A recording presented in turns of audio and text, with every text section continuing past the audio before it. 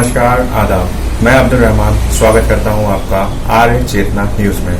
आज हमारे साथ श्री मनोज कुमार श्रीवास्तव जी बैठे हैं, जो कि राष्ट्रीय अध्यक्ष हैं हिंदू केसरिया वाहिनी के। नमस्कार सर। जी, धन्यवाद आपका। सर के साथ रूबरू होकर के आज हम कुछ सवाल जवाब करना चाहते हैं। तो सर, हमारा पहला सवाल होगा जी,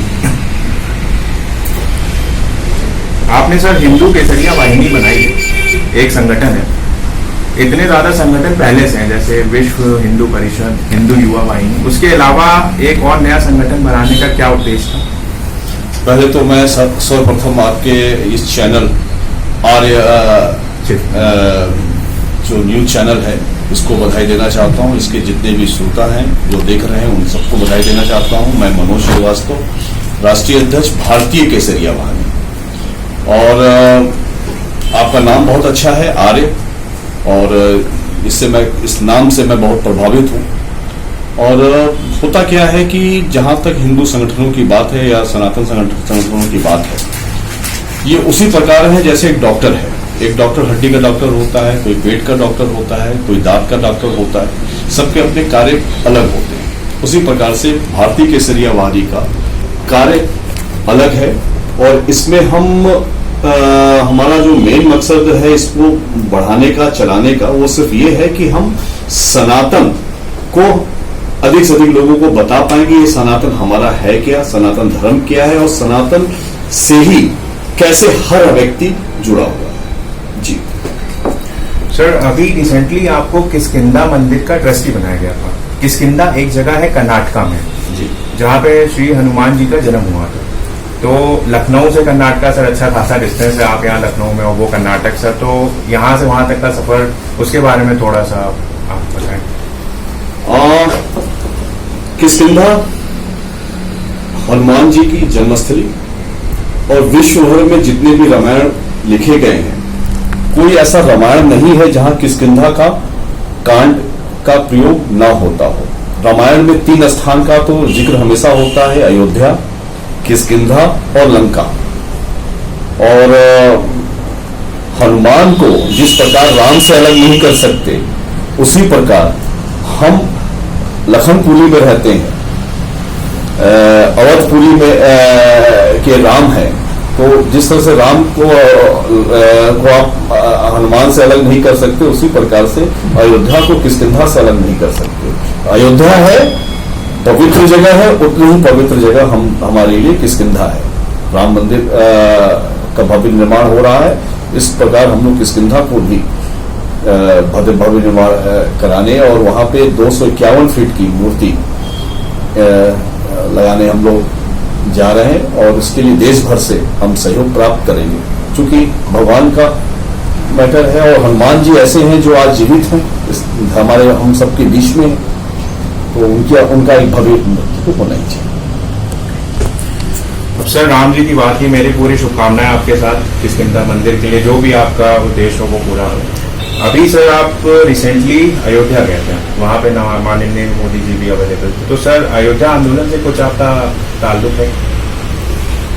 निसंदेह अयोध्या आंदोलन में मेरा ऐसा सब लोगों का योगदान रहा है, लेकिन हाँ, मैं जुड़ा हुआ था उस आंदोलन से। और मैंने 13-14 में दोनों पक्षों की एक बैठक आयोजित कराने का कार्य मैंने किया, और सफलता मिली, जिनमें से हमें सफलता प्राप्त हुई। और ये समझौता तो हम 2013-14 में ही करा लेते, लेकिन किसी अदृश्य शक्ति की वजह से ये समझौता नहीं हो पाया। लेकिन मुझे लगता है कि अगर समझौता होकर ये निर्णय होता तो हमारे भारत के लिए बहुत अच्छा होता, गंगा जमुना सभ्यता के लिए बहुत अच्छा होता। खैर, जो हुआ उसका स्वागत है। अयोध्या पे सर एक सवाल और जानना चाहेंगे। अभी जो सुप्रीम कोर्ट का आदेश आया था कि 5 एकड़ जमीन मुसलमानों को दी गई है, उसके बारे में आपका क्या विचार है?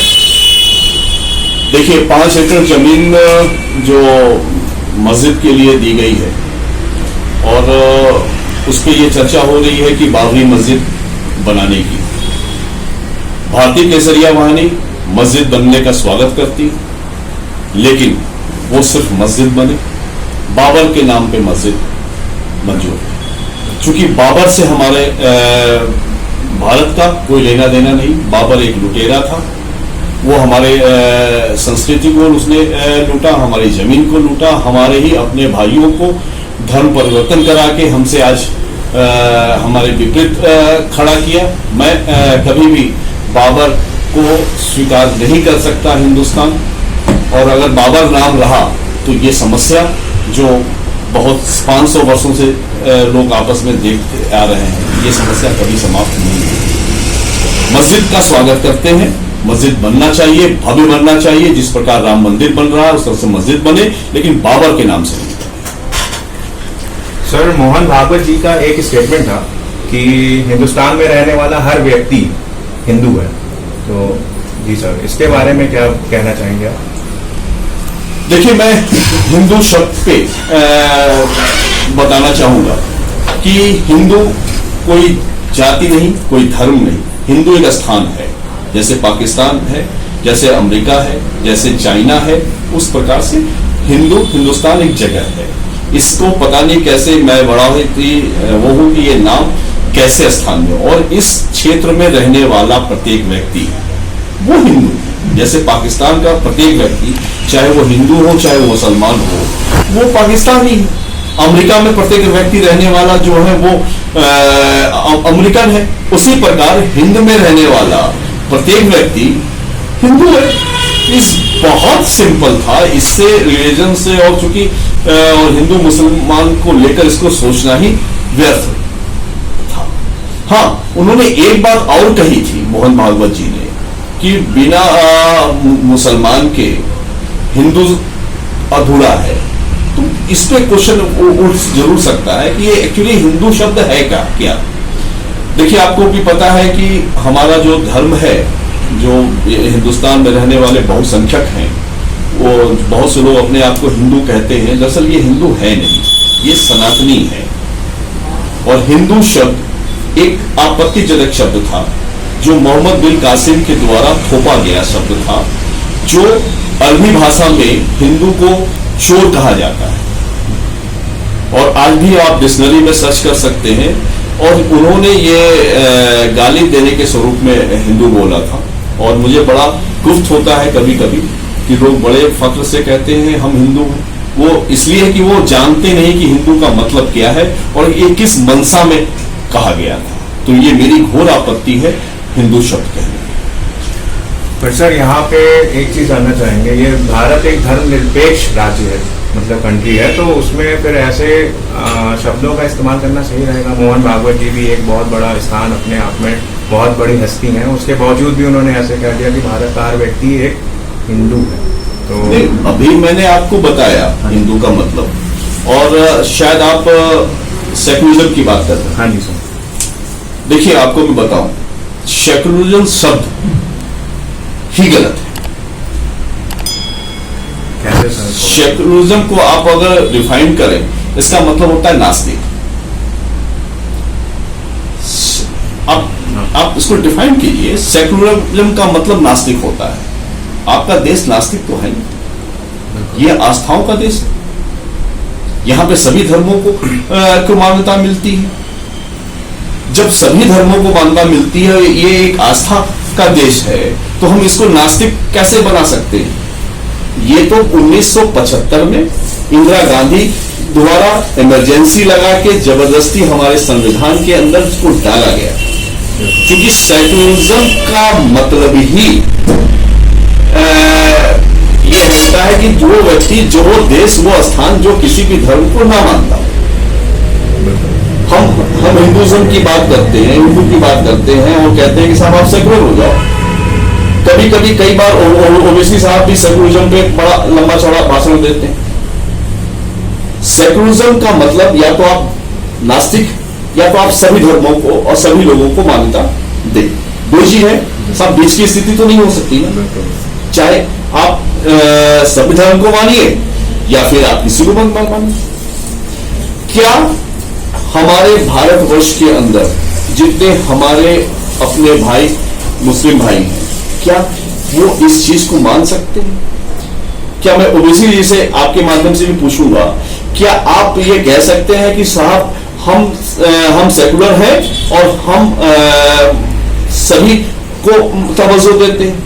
नहीं दे सकते, क्योंकि जब हम अल्लाह अकबर कहते हैं तो अल्लाह अकबर मतलब अल्लाह अकबर सबसे श्रेष्ठ वो है, इसके अलावा कोई दूसरा नहीं।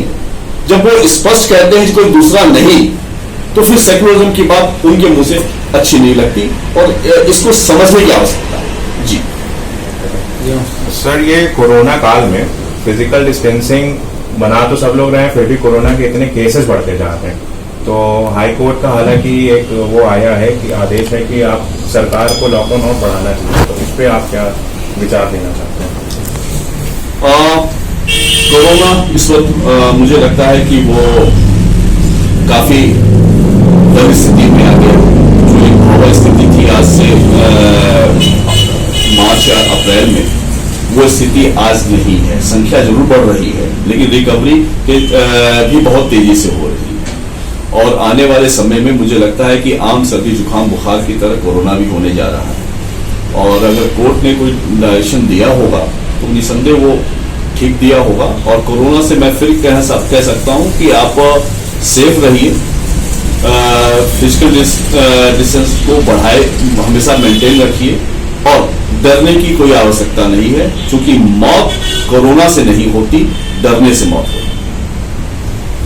बढ़िया सर, ठीक है, ओके सर। ये थे हमारे साथ मनोज कुमार श्रीवास्तव जी, राष्ट्रीय अध्यक्ष भारतीय केसरिया मंडली।